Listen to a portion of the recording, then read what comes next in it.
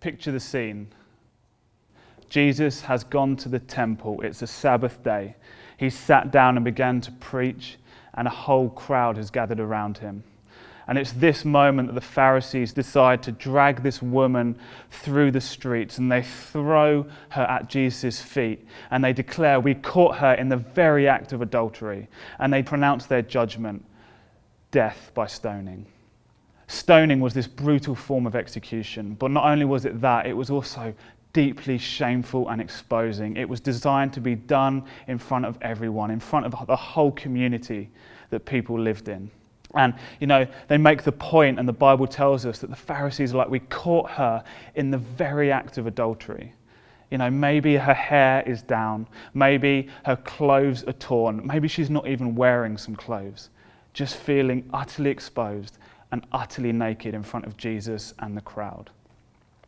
And it's so ironic that they come and they throw her at Jesus' feet. They don't really ask him what to do. They declare the judgment and they say, "Jesus, what are you going to say?" In a few weeks, Jesus knows that he's going to have to endure his own form of execution. He's going to have to go to the cross.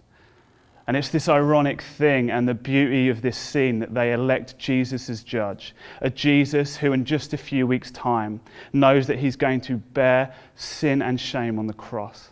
And we make the cross such a noble thing.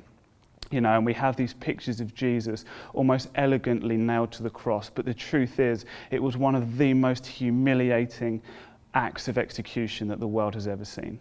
He knew what it was to be dragged through the streets. He knew what it was to be spat on. He knew what it was to be naked in front of people as they jeered at him and declared he deserves to die. And so they say to Jesus, "What are you going to do?" And we know how this story plays out. We know that Jesus is going to manage to turn it around. He's going to manage to save the woman, and he's going to also manage to remove her shame in this moment.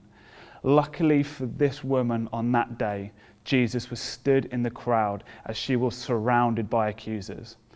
The Bible's clear. They caught her in the act. She was guilty. But still, Jesus was stood in the crowd that day.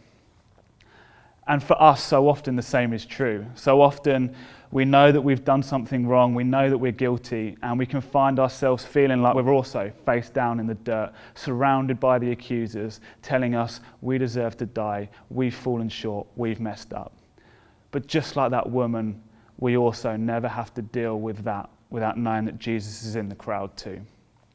I just want to leave you today with the words of a really old hymn, which says, "The accuser may roar of sins that I have done. I know them all and thousands more. Jehovah knoweth none."